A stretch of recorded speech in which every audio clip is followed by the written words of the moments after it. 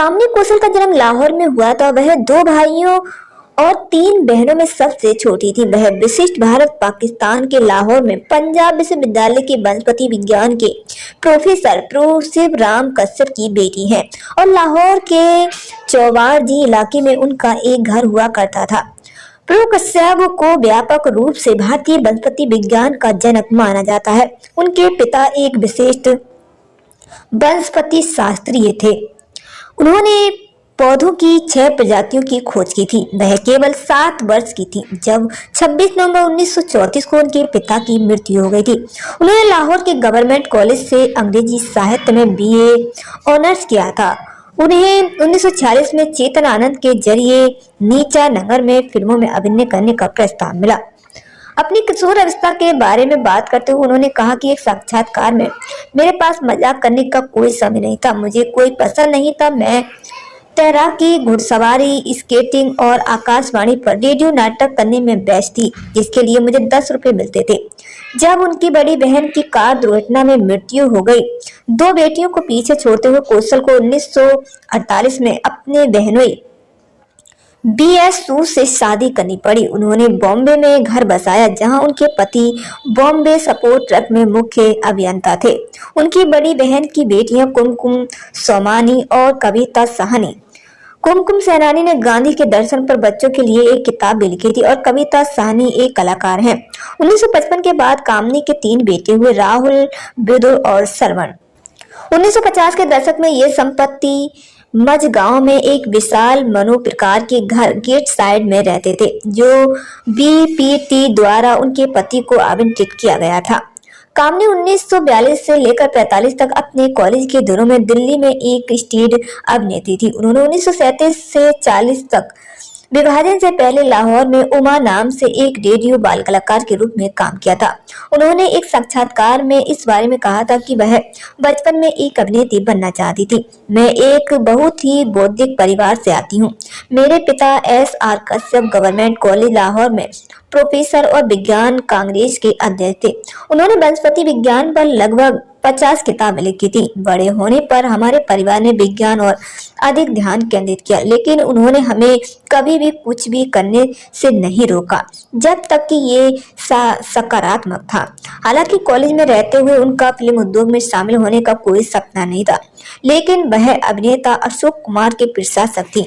एक बार उन्होंने एक साक्षात्कार में कहा, हमें कॉलेज में युद्ध रहत कोर्स के लिए प्रदर्शन करना था। अशोक कुमार और लीला चीटक्स मुख्य अतिथि थे। शो के बाद हम उनसे मिलने गए।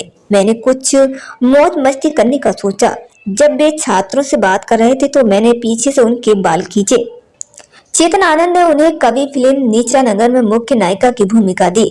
ये फिल्म उन्होंने शादी से पहले की थी और 1946 में रिलीज हुई थी। उन्होंने एक साक्षात्कार में उद्धृत किया था जब उनसे पूछा गया कि उनका नाम उमा से कामनी क्यों बदल दिया गया था। चेतन की पत्नी उमा आनंद भी फिल्म का हिस्सा थी। मेरा नाम भी उमा था। वह मेरे लिए एक अलग नाम चाहते थे। उन्होंने उनसे मेरी बेटी कुमकुम और कविता के नाम से मेल खाने वाला का से शुरू होने वाला नाम देने को कहा।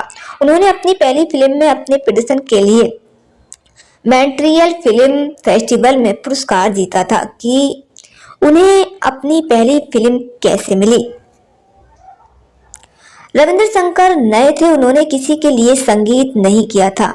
यह जोरा सहगल की पहली फिल्म थी। उमा आनंद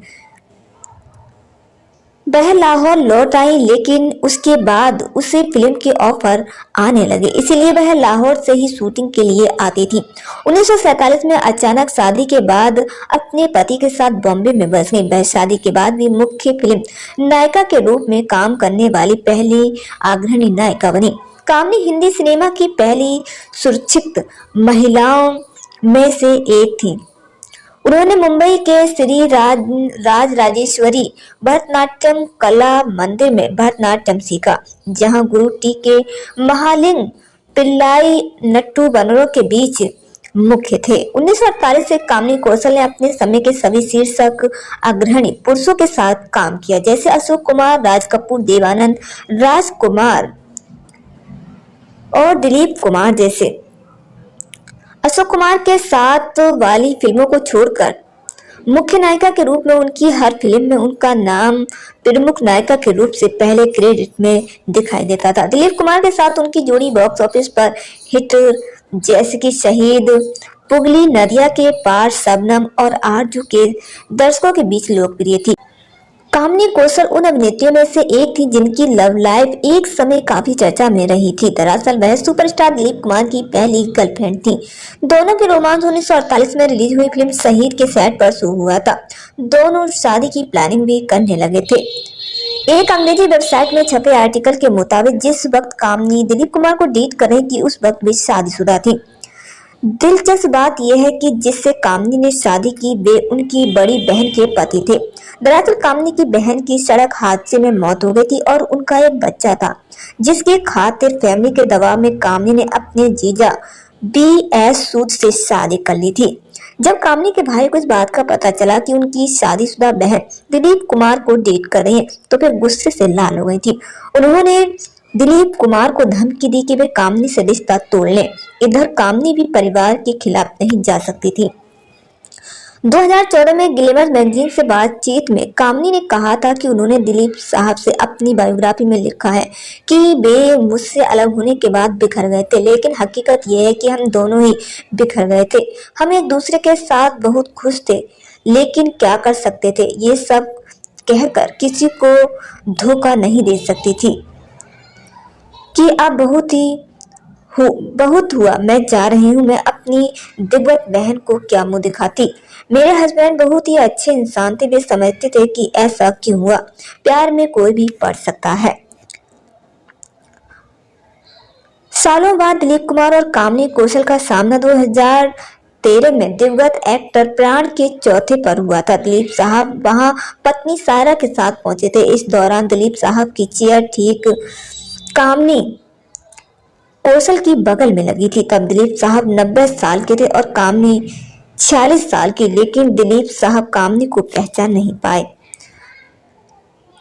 सन 2014 में इंटरव्यू के दौरान कामिनी ने कहा था कि जब दिलीप साहब ने मुझे ब्लैक लुक दिया तो मेरा दिल टूट गया। दरअसल उस वक्त तक उन्हें किसी को भी पहचानने में दिक्कत होने लगी थी। मुझे ये देखकर बहुत ही दुख हुआ और मैं वहां से दूर चली गई।